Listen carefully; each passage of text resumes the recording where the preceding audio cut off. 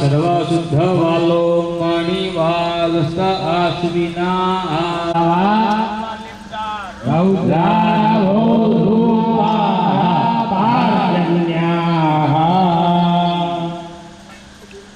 ओम सिंधु सरस्वती च यमुना नर्मदा मूर्ति जो कावेरी महेंद्र तनया चर्मणवती वेदिकावती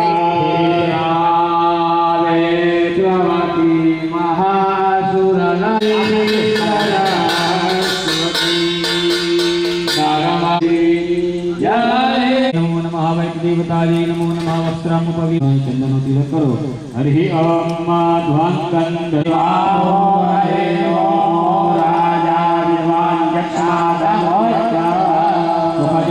पुष्प चढ़ाई जाइए क्षण में मदन दया प्रियाय दौखता सोखत स्वपा नवो विप्रा नविष्टया मति जो जान विधते हरि भगवान पर पुष्प चढ़ाई जाइए ओम परिदे धन्वना हे हिरस्तान भणक्तो विश्वता अतो जति धाभ्य कर्मयन्ना ओम कृष्यासे किं बाहु किं रूपाता उच्यते गणपते नमः वैदेवताय नमो नमः पुष्पमालिका समर्पयामि पुष्पं पुष्पमालिकान्तेन भगवान पाते दुर्गा अन्ति बारुभा बारुभक्ति एवानो दूरे प्रतमुसासे रसमी हरिप्रिया अभी गुलाल बारु पुष्पं की देव भगवान पासे सती वनस्पति वनस्पति रसोदूतो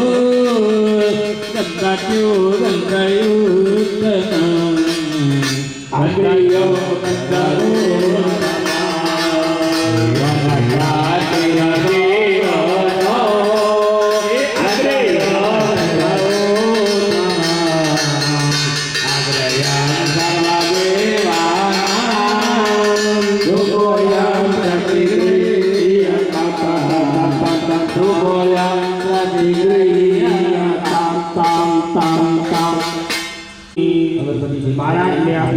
ओम उदानाय ओम देवा देवा माता पार्वती पिता महादेवा माता पार्वती पिता महादेवा एक दंत दयावतार भुजाधारी एक दंत दयावतार भुजाधारी सिंधु सोहे सती सवारी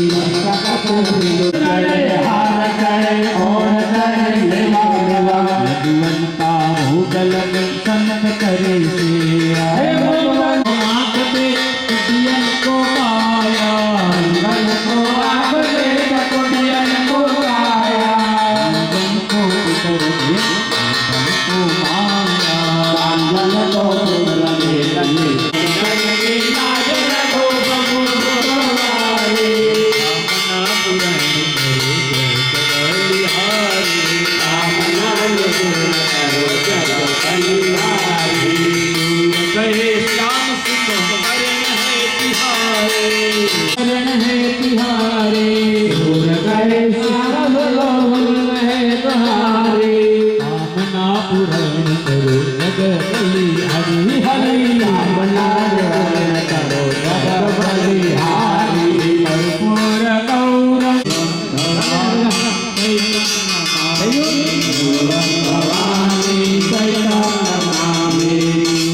भगवान विष्णु मंगलम गरुड़ध्वज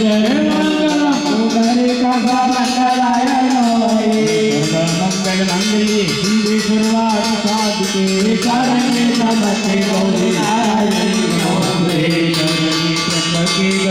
थाળી રાખી દો પાટલા ઉપર હવે તમે બે હાથ તપાવો તમારા બે હાથ તપાવીને આરતી લઈ લેવો સ્વ આત્મરગસ્તે સંપરાય હે સ્વામી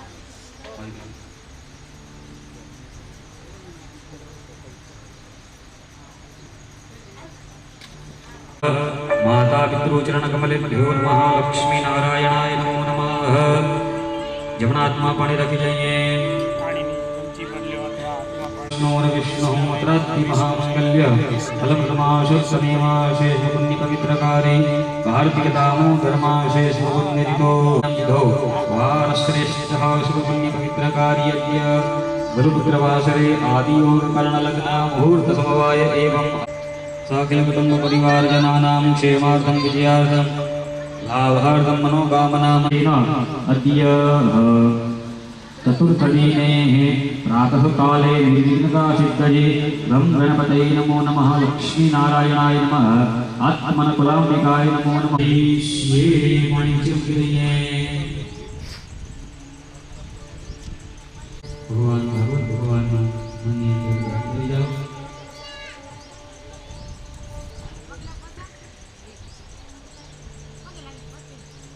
ओम सच्चिदानंद श्री कृष्णाय वयं नमः वेदं वेदकृत्यं वैपायनो विरहादर आजुहाव पुत्रे तन्मयतया करवोभिनेदु स्तं सर्वभूतहृदयं मुनिमानतोऽस्मि।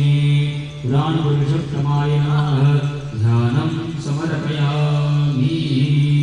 ध्यानान्तेन पूजनं भगवान् भागवत कुण्डलं शपीतवस्त्रं सरसीरुहेक्षणं सहारवक्षस्थलकौस्तुभश्रियं विष्णुं शिरसा चतुर्भुजशिरोनुगाहे सहस्रनाम्ने पुरुषाय शाश्वते सहस्रकोटिभुवस्वाहाय नमो नमः।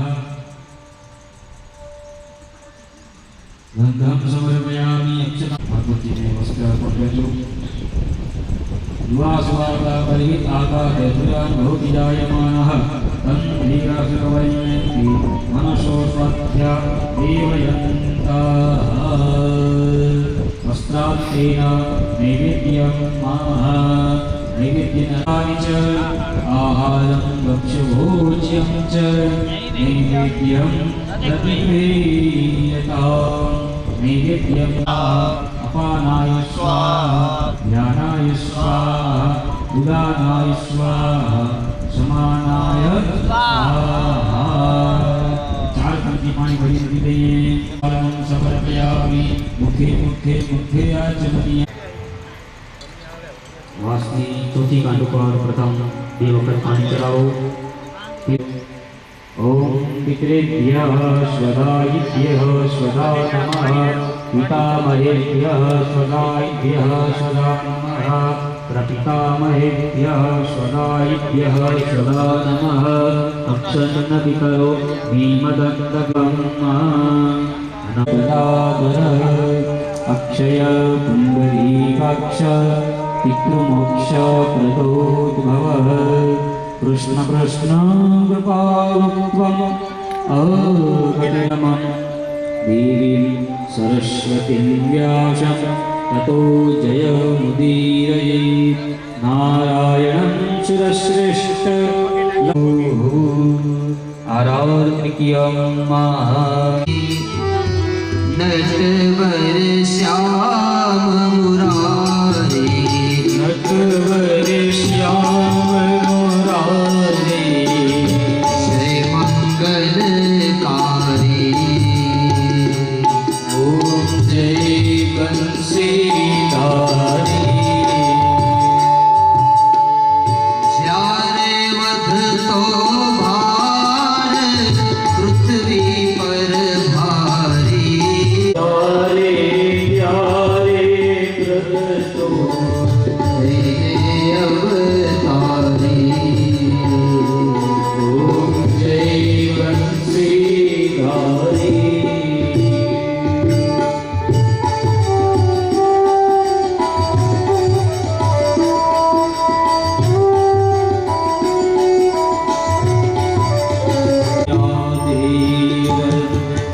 कुंज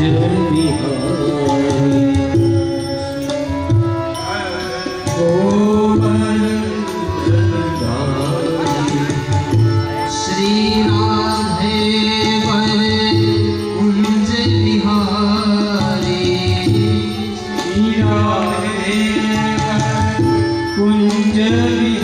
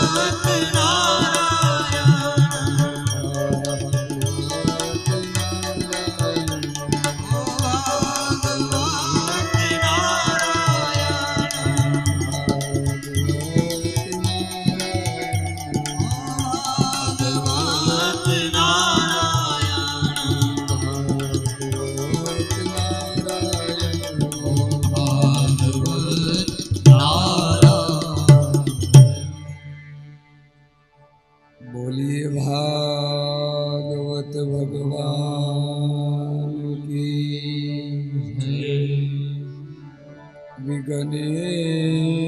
विघ्नेश्वरं विविधविघ्नहरं परेशं सिद्धेपतिं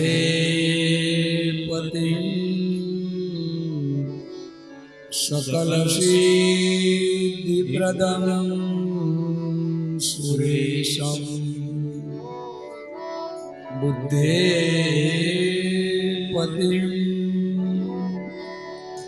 विमलबुद्धिप्रदं प्रियेशं वन्दे विभुं वरदवाणीप्रदं गणेशम्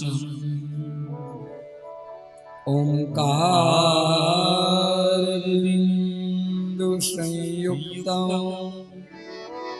नित्यं ध्यायन्ति योगिनः कामदं मोक्षदं चैव ओंकाराय नमो नमः। कान्तिसितां वृषतिनिन्दितशारदिन्दोर् यत्रैकतो विलसिता मसिताङ्गशोभम् वृन्दावनेऽपि कृतया मुनगाङ्गसङ्गम् राधाकुन्दयुगलं तदहं नमामि।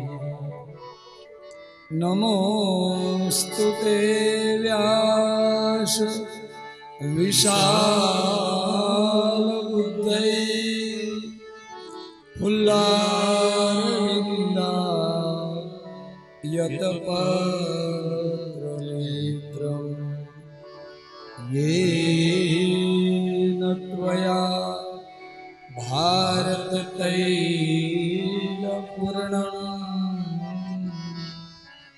प्रज्वालितो ज्ञानमय प्रदीप गुरुर्ब्रह्मा गुरुर्विष्णु गुरुर्देवो महेश्वर गुरु साक्षात् परब्रह्म तस्मै श्री गुरुवे नमः तस्मै श्री गुरुवे नमः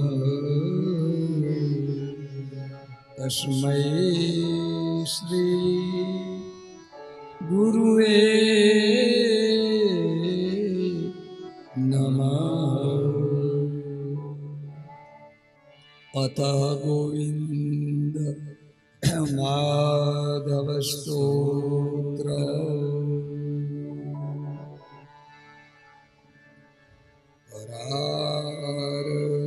परारविंदेन पदारविंदम मुखारविंदे विनिवेशयन्तम् तस्य पत्रस्य उद्देशयानम् बालं कुन्दं स्मरामि बालं कुन्दं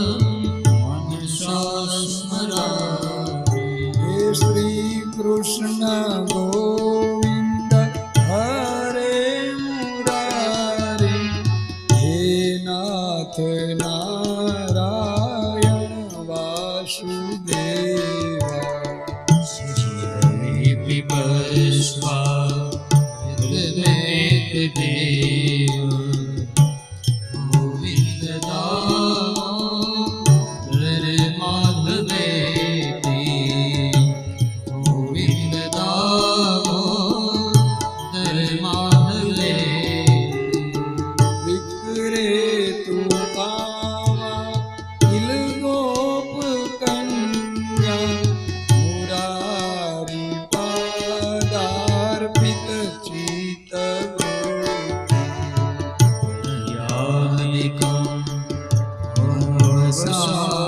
भवसादभोजे गोविंद दामोदर माधवेति गोविंद दामोदर माधवेति हे विक्रे तु कामा किल गोप कन्या मुरारी पादार्पित चित यादिकं मोहवसादभोजे गोविंद दामोदर माधवेति गोविंद दामोदर माधवेति हे गृहे गोपवधू कदम्बा सर्वे मिलित्वा समवाप्य योगम् नानि नामानि पठन्ति नित्यं गोविंद दामोदर माधवेति गोविंद दामोदर माधवेति हे सुखं शयानं निलये निजेऽपि नामानि विष्णो प्रवदन्ति मर्त्या ये निश्चितं तन्मयतार्जन्ते गोविंद दामोदर माधवेति गोविंद दामोदर माधवेति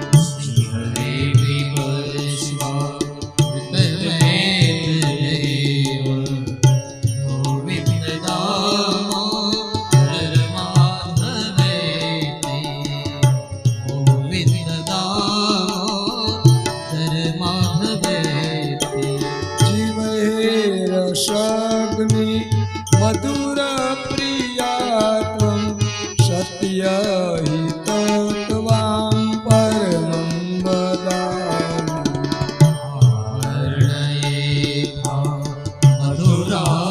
मधुराक्षराणि गोविन्द दामोदर माधवेति गोविन्द दामोदर माधवेति त्वमेव याचे मम देहि जीवहे समागते दण्डधरे कृतान्ते कर्तव्यमेव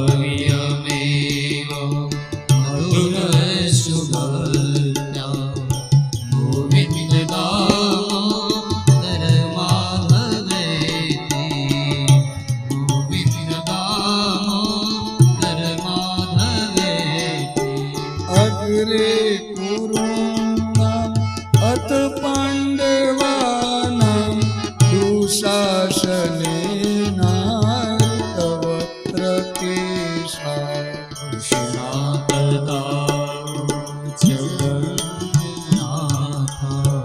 गोविन्द दामोदर माधवेति गोविन्द दामोदर माधवेति कृष्ण हे यादव हे सखेति हे कृष्ण हे यादव हे सखेति कृष्ण हे यादव हे सखेति कृष्ण हे यादव हे सखेति कृष्ण हे यादव हे सखेति हे कृष्ण हे यादव हे सखेति कृष्ण हे यादव हे सखेति हे कृष्ण हे यादव हे सखेति गोविन्द माधव स्तोत्र प्रेमથી પાઠ જે કરે દામોદર દયા દાની સહેજે ગોલોક સંચરે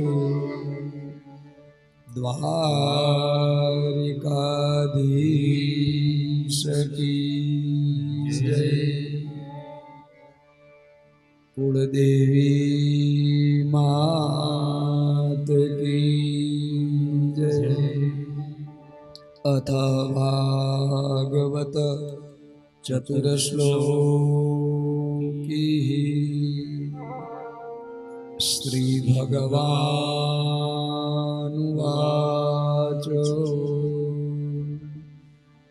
अहमेवा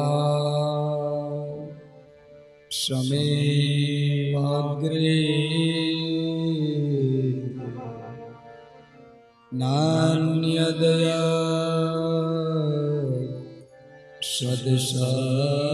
सदसत्परं पश्चादहं यदेतच्च यो वशिष्येत सोऽस्म्यहम् तीर्थं यत् प्रतीयेत न प्रतीयेत चात्मनि तद्विद्या दात्मनो माया यथा भासो यथा तमः यथा महान्ति भूतानि भूतेषु च वचनीष्वनो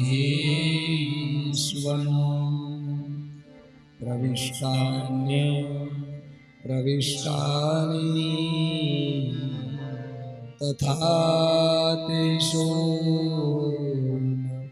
દેસ્વહમ એતાવદેવ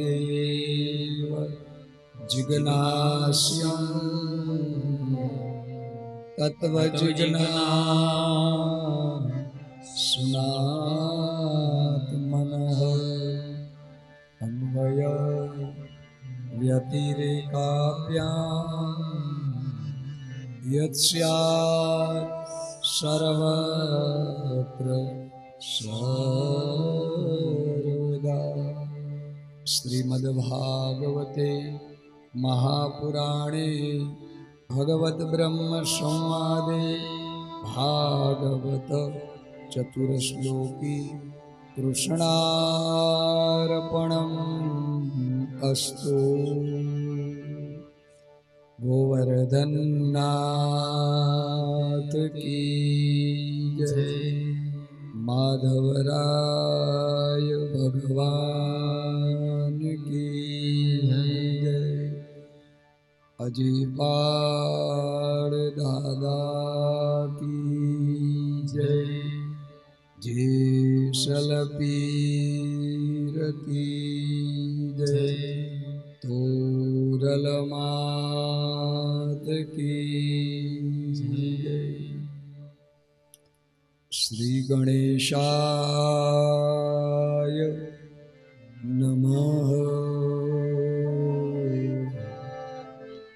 શ્રી સરસ્વત્યય નમઃ. વ્યાસાય નમઃ. વ્યાસપુત્રાય નમો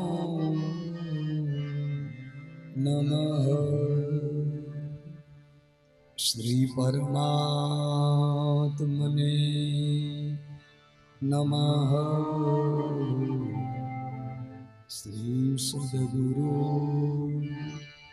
ચરણકમલે ભ્યો નમઃ. ઓમ નમો ભગવતે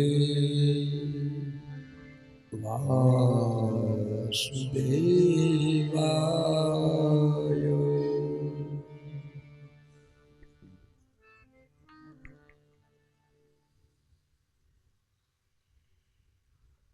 હિંગળા પરિવાર આયોજિત આ ભાગવત જ્ઞાન યજ્ઞ વર્ષામેડી ગામ મધ્યે આજ કથાના ચતુર્થ દિવસે પધારેલા સર્વને વ્યાસપીઠ પરથી મારા નમ્ર પ્રણામ. જય સિયારામ. ચોથા દિવસે આઈએ ચતુર્થ સ્કંદનો પ્રારંભ કરે. સમય પ્રમાણે કથાઓનું દર્શન કરે. ચોથા સ્કંદમાં મનુ રાજાના વંશની જ હજી કથા ચાલે છે. ત્રીજા સ્કંદથી મનુ રાજાની કથાના વંશનો પ્રારંભ વંશની કથાનો થયો છે. ત્રીજો સ્કંદ, ચોથો સ્કંદ અને પાંચમો સ્કંદ મનુ રાજાના વંશની કથાઓ છે. કેના વંશમાં કયા દીકરા દીકરી થયા, એના વંશમાં ભગવાન ક્યાં આવ્યા. ગઈકાલે ત્રીજા સ્કંદમાં જોયું કે મનુ રાજાની દીકરી દેવહૂતિ, એને ઘરે ભગવાન કપિલ આવ્યા અને માને કપિલ ગીતાનો ઉપદેશ કર્યો. મનુ રાજાની એક દીકરી જેનું નામ છે આકૃતિ, એ રુચિક ઋષિને પરણ્યા, પણ પુત્રિકા ધર્મથી પરણાવ્યા. પુત્રિકા ધર્મ કેને કહેવાય કે જ્યારે દીકરીના લગ્ન કરે ત્યારે વરરાજાથી એવી શરત કરે કે આને જે દીકરો આવશે એને હું મારો દીકરો કરીને રાખીશ. પુત્રિકા ધર્મથી પરણાવ્યા તો એમાં જોડલું આવ્યું. મનુ રાજા દીકરાને લઈ ગયા અને દીકરીને ત્યાં જ રાખી. પણ આ બે ભાઈ બહેનના નાતે નહોતા આવ્યા. લક્ષ્મી નારાયણના સ્વરૂપ હતા, પતિ પત્નીના નાતે આવેલા. એટલે જ બેના લગ્ન થયા. એની અંદર 12 તૃષિત નામના દેવો આવ્યા કે જેના નામ પણ જો લેવામાં આવે તોય આપણા પાપ નષ્ટ થાય. કયા કયા 12 દેવ? તોષ, પ્રતોષ, સંતોષ, ભદ્ર, શાંતિ, ઈડસ્પતિ, ધમા, કવિ, વિભુ, સ્વર્ણ, સુદેવ અને રોચન. એવા 12 દીકરાઓ આવ્યા. હવે મનુ રાજાની ત્રીજી દીકરી જેનું નામ છે પ્રસૂતિ, એ દક્ષને પરણાવ્યા અને દક્ષને 16 દીકરી થઈ. અને 16 દીકરીમાં સૌથી નાના દીકરી જેનું નામ હતું સતી, એ મહાદેવને પરણ્યા છે. પણ એ સતી મહાદેવને પરણ્યા એમાં એને કાંઈ જ સંતાન થયું નહીં અને બાપને ઘરે બળી મર્યા. અને વિદુરજીએ તરત જ પ્રશ્ન કર્યો, હે અગાધ બોધમ મૈત્રેયમ,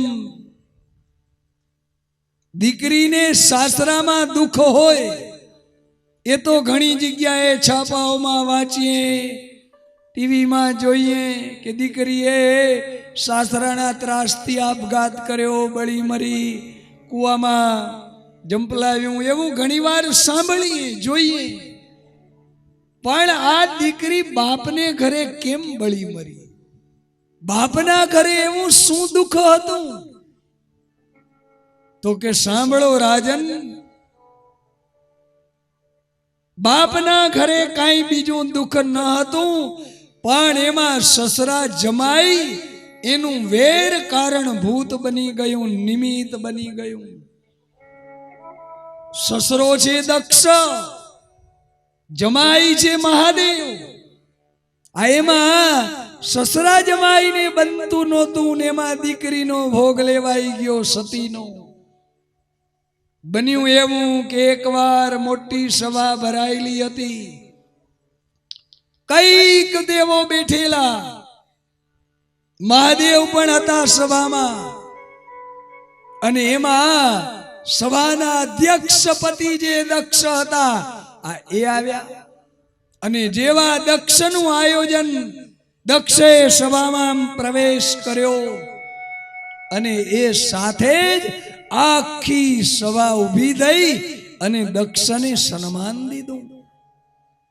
પણ 2 જણા ઊભા નથ્યા, એક બ્રહ્મા ઊભા નથ્યા ને એક મહાદેવ ઊભા નથ્યા. બ્રહ્મા ઊભા નથ્યા એનું કારણ કે દક્ષના બાપ હતા. દીકરો આવે તો કઈ બાપે ઊભા થવું એ યોગ્ય નહીં.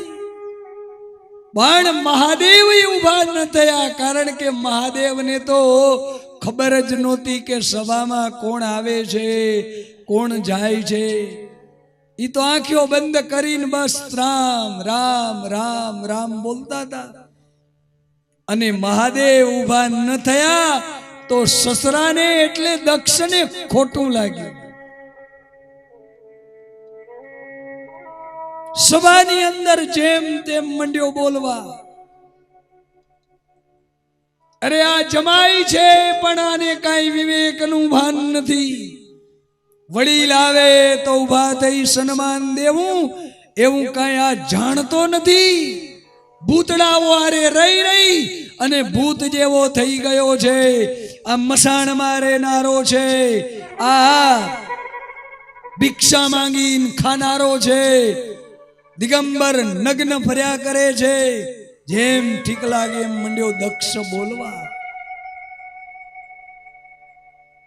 મહાદેવને તો કાંઈ અસર ન થઈ, પણ હારે આવેલા નંદીને જરા ખોટું લાગ્યું કે મારા માલિકનું આટલું બધું અપમાન કરે.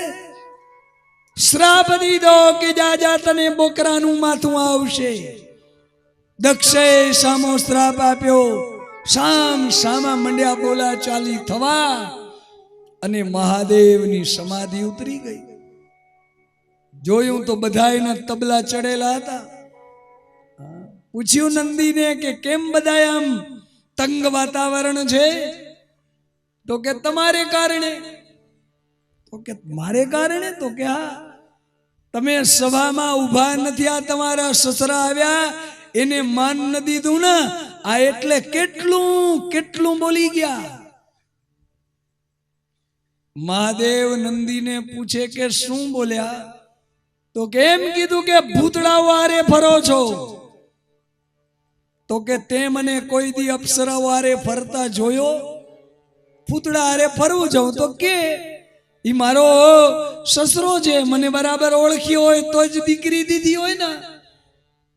અરે તમને એમ કીધું કે મસાણમાં રહેવા વાળા મસાણિયા છો. તો કે આપણે ગામડામાં રહેતા હોય ને આપણને કોઈ ગામડીઓ કે તો એમાં ખોટું શું લગાડવાનું હોય? હું મસાણમાં રહું છું તો મને મસાણીઓ કીધો. અરે મહાદેવે કાંઈ જ વાત મન ઉપર ન લીધી, કાંઈ જ વાત. ઉલટાના નંદીને કહે કે હાલો કૈલાસ, જ્યાં સંઘર્ષ હોય હું ઉભાઈ નહીં. નંદીને લઈને કૈલાસ ભેગા થઈ ગયા. પણ દક્ષે વેર બાંધ્યું કે હું સભામાં આવ્યો ને આ મારો જમાઈ ઉભો ન થયો, મને માન ના આપ્યું. હવે હું કઈક એવો યજ્ઞ કરું કે દરેકને બોલાવું પણ એક મહાદેવને ન બોલાવું. અપમાન કરવા માટે યજ્ઞનો પ્રારંભ કર્યો. અને યજ્ઞ કર્યો ક્યાં? દક્ષે હરિદ્વારની બાજુમાં કનખલ છે. હા, એ કનખલ આગળ યજ્ઞ કર્યો, ગંગા કિનારે. આજ પણ ત્યાં દક્ષેશ્વર મહાદેવનું મંદિર છે. કોઈ પણ દેવ અપરાધ થયો હોય તો દક્ષેશ્વર મહાદેવને પ્રણામ કરો, ત્યાં જલ ચડાવો, ત્યાં રુદ્રાભિષેક કરાવીએ તો દેવ અપરાધમાંથી મુક્તિ મળે છે. આ દક્ષેશ્વર મહાદેવ છે. ત્યાં દક્ષે યજ્ઞનો પ્રારંભ કર્યો, બ્રાહ્મણોને બોલાવ્યા. કઈક જગ્યાએ કંકોત્રીઓ લખી. કહેવાય છે 16 દીકરી હતી. 15 જમાઈને બોલાવ્યા, 15 દીકરીઓને તેડા મોકલ્યા, પણ એક સતીને આમંત્રણ મોકલ્યું નહીં. સતીને ખબર નથી કે યજ્ઞ છે બાપને ઘરે. હિમાલયની અંદર બેઠા છે સતી. પણ કહેવાય છે કે આ યજ્ઞ જ્યારે દક્ષે કર્યો ઈ સમયમાં હિમાલયમાં એક પ્રસંગ બન્યો હતો કે મહાદેવને એકવાર એમ થયું કે હાલને ક્યાંક કથા સાંભળવા જઈએ. સતીને લઈને હિમાલયથી ઉતર્યા અને છેક દક્ષિણમાં અગત્ય ઋષિનો આશ્રમ, આ ત્યાં કને કથા સાંભળવા ગયા ત્રેતાયુગમાં. અને તુલસીદાસજી મહારાજ સુંદર એનું વર્ણન કરે ચોપાઈમાં. એક બાર ત્રેતા યુગમાં, એક બાર ત્રેતા યુગમાં શંભુ ગયે કુંભજ ઋષિ પાઈ. શંભુ ગયે કુંભજ ઋષિ પાઈ. અગત્ય ઋષિનું જ બીજું નામ કુંભજ ઋષિ છે. આવ્યા કથા સાંભળવા. કુંભજ ઋષિને એમ થઈ ગયું કે મારી કથામાં મહાદેવ આવ્યા. ઉભા થઈને સન્માન કર્યું, ચરણ ધોયા, પગે લાગ્યા. મહાદેવને થયું આ વક્તા કેટલો સરળ છે, પણ સતીના મનમાં એક ગાંઠ બંધાઈ ગઈ કે આ અત્યારથી મારા પગ ધોવે ઈ મને શું કથા સંભળાવશે. એટલે સતીનું મન કથામાં બેઠું નહીં, કેવલ તન રહ્યું. કથા મહાદેવે સાંભળી, સતીએ ન સાંભળી. ખાલી કથામાં બેઠા, કઈ સાંભળ્યું નહીં. કથા પૂરી થઈ, વિદાય લીધી. બંને જણા જાય છે કૈલાસ તરફ.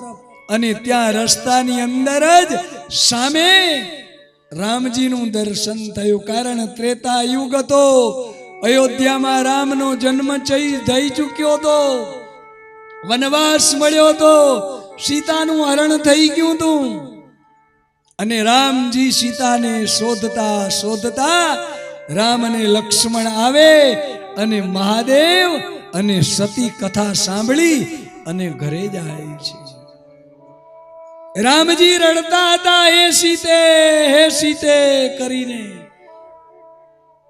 અને મહાદેવજીએ રામને જોઈ અને નમસ્કાર કર્યા. જય સચ્ચિદાનંદ તમારો જય હો, જય હો. અરે સતી કહે, આમાં સત ચિત આનંદ જેવું તો કઈ દેખાતું નથી. એની પત્ની ખોવાઈ ગઈ છે, એને ગોતે છે, રડે છે, અને તમે સચ્ચિદાનંદાને કયા. ત્યારે સમજાવ્યું મહાદેવજી કે દેવી, આ કોઈ સામાન્ય નથી. જેની કથા સાંભળીને આપણે આવીએ છીએ ના, એ સાક્ષાત ભગવાન રામ છે. મનુષ્યનો અવતાર લીધો છે, એટલે અત્યારે ખાલી લીલા કરે છે, રડી રહ્યા છે, એની લીલા છે. આ કોઈ સામાન્ય નથી, આ ભગવાન છે. ઘણું સમજાવ્યા, પણ સતી છતાં મગજમાં વાત બેઠી નહીં. આ શું સમજાવે છે તમને ને મને કે ત્રિભુવન ગુરુ છે આ મહાદેવ. અને છતાં એ પણ જો પત્નીને સમજાવવામાં નિષ્ફળ ગયા હોય તો મારી ને તમારી કઈ ગણતરી. ક્યારેક ગમે એટલું સમજાવો, બધાય માને, પણ ઘરની પત્ની જ ન માને. મહાદેવ પણ નિષ્ફળ ગયા છે. મહાદેવે કહ્યું કે ઠીક છે દેવી, તમને પરીક્ષા લેવી હોય તો પરીક્ષા લઈ આવો. અને સતીને પરીક્ષા લેવાનું ગમ્યું. સીતાનો વેશ લઈને ગયા પરીક્ષા લેવા. રામ ને લક્ષ્મણ આવતા હતા. લક્ષ્મણ ઓળખી ગયા, કઈ બોલ્યા નહીં. રામજી હાથ જોડીને પૂછ્યું, માં એકલા ક્યાં ભમો છો? મહાદેવજી, બાપલિયો ક્યાં ગયો? અને ઓળખી ગયા સતી કે આ ખબર પડી ગયા મને ઓળખી ગયા છે. અને સતી ઉહાથી ભાગ્યા છે. જ્યાં નજર કરી રામ સીતા લક્ષ્મણ દેખાણા. મનની અંદર પશ્ચાતાપ થયો કે મારે પરીક્ષા ન કરવી જોઈએ, છતાં મેં પરીક્ષા કરી. મહાદેવજી આગળ આવ્યા. મહાદેવજીએ પૂછ્યું, દેવી તમે પરીક્ષા લીધી? લીની પરીક્ષા કવન વિધિ, કહેવું સત્ય સબ બાત. સાચી વાત કરજો, પરીક્ષા લીધી. અને સતી ખોટું બોલ્યા. મહાદેવ આગળ ખોટું બોલ્યા. જે ત્રિકાલજ્ઞ છે, બધુંય જાણે છે, આ એની આગળ સતી ખોટું બોલ્યા કે કછું ના પરીક્ષા એલિનહી ગોસાઈ. કછું ના પરીક્ષા એલિનહી ગોસાઈ.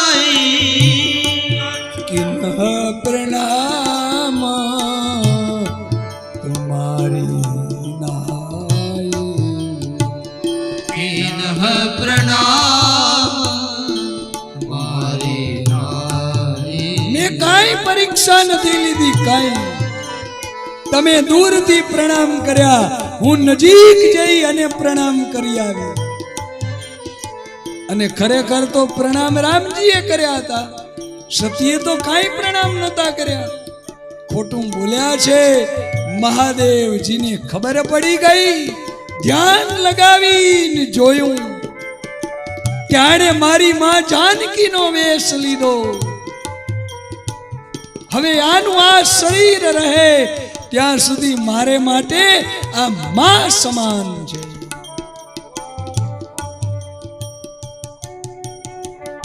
પ્રતિજ્ઞા આવી લઈ લીધી ને આકાશમાં જય જયકાર થયો.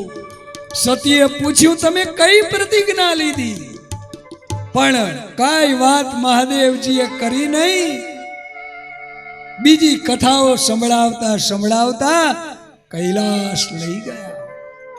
કૈલાસ જઈને સમાધિમાં બેસી ગયા. સતીનો વિયોગ મહાદેવનો થયો. સતીને સમાધિ 1-2 વર્ષની નહીં, હજારો વર્ષની સમાધિ. સતીને દુઃખ પડ્યું ના, ઢીલા થઈ ગયા. સતી ઢીલા થઈ ગયા. આ સમાજની અંદર અભિમાનને તોડવા માટે થોડા દુઃખની જરૂર છે. દુઃખ આવે છે ને એ માણસને ઢીલું કરી નાખે છે, અભિમાન રહિત કરે છે. સતીને દુઃખ પડ્યું, ભૂલ સમજાણી. મનમાં થયું મહાદેવ જાગે તો જઈને બધી વાત કરી દઉં. અને વર્ષો પછી મહાદેવ જાગ્યા. સતીનું શરીર સાવ ક્રશ થઈ ગયું છે. દોડતા દોડતા સતી આવ્યા મહાદેવ આગળ.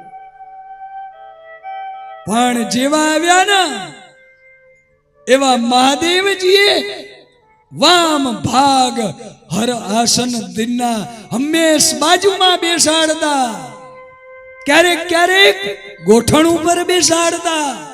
આટલો લાડ કરે મહાદેવ. અને આજ સન્મુખ આસન દીધું, સામે બાજુમાં બેસવાનો જાણે અધિકાર લઈ લીધો. સતીને થયું, આણે હજી મને માફ નથી કર્યું. સતી કાંઈ પણ બોલે એના પેલા મહાદેવે કથા શરૂ કરી દીધી. રામની કથા જ શરૂ કરી દીધી. સતી કાંઈ બોલી શક્યા નહીં.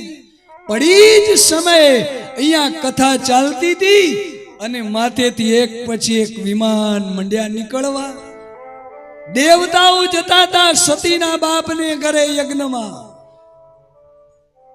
એક વિમાનને નીચે બોલાવી અને સતીએ પૂછ્યું કે આ તમે બધાય નવા નવા લુગડા, નવા નવા ઘરેણા પહેરી અને ક્યાં જાઓ છો?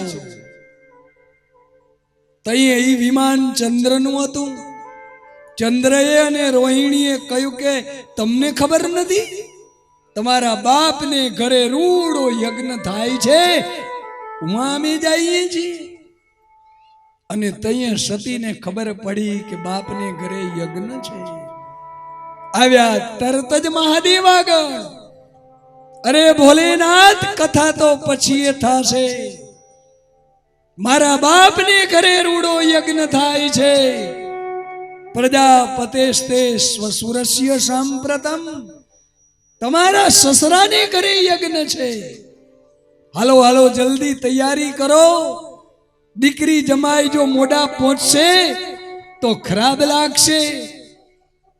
અને મહાદેવજીએ કહ્યું કે આ બધાય જાય છે એને કંકોત્રી છે. તમને કંકોત્રી મળી છે? સતી જરીક વાર તો કંઈક બોલ્યા નહીં, પણ પછી બાપનો પક્ષ લઈને બોલ્યા કે મારા બાપુજીએ તો કંકોત્રી જરૂર લખી જ હશે, પણ તમારા ગણના હાથમાં આવી હશે અને એણે આ બરફના પાડ ઉપર ક્યાંક રાખી દીધી હશે. બરફ પીગળ્યો હશે ને કંકોત્રી વહી ગઈ હશે. પણ મારા બાપુજી આવડો યજ્ઞ કરે અને મને દીકરીને કંકોત્રી ન લખે એવું બને જ નહીં. અને તઈ મહાદેવજીએ ન છૂટકે ઓલી વાત કરી કે દેવી સભામાં હું એકવાર ગયેલો, મારાથી ઊભું નહોતું થવાયું અને તમારા બાપે અપમાન મારું કર્યું તું. ન બોલવાના શબ્દો મને કયા હતા. હું તો ગળી ગયો. મારા મનમાં તો કાંઈ વેર ઝેર છે નહીં, પણ તમારા બાપુજી મને દુશ્મન ગણે છે, બદલો લેવા માટે યજ્ઞ કરે છે અને એટલે આ કંકોત્રી લખી નથી. અને દેવી હું આ જવાય નહીં.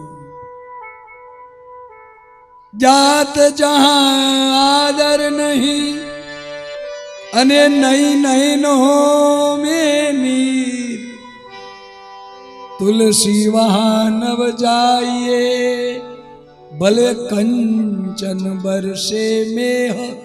અરે સોનાનો વરસાદ પણ કેમ ન વરસતો હોય તોય જ્યાં આમંત્રણ ન હોય, જ્યાં આપણા જવાથી સામેની વ્યક્તિને ગમે નહીં તો એવી જગ્યાએ જવાય નહીં. ઘણું ઘણું સમજાવ્યા પણ છતાં સતીએ બાપનો પક્ષ લીધો.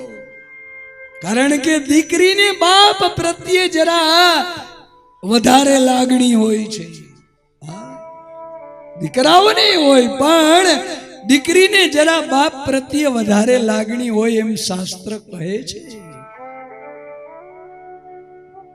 બાપની તબિયત બરાબર ન હોય, દીકરોય બારગામ ને દીકરી પણ બારગામ હોય, દીકરાને ખબર પડે દીકરીને ખબર પડે, પણ દીકરાને આવતા વાર લાગે, દીકરી પેલી પહોંચી જાય છે મારા બાપુજીની તબિયત સારી નથી, મારા બાપની તબિયત સારી નથી.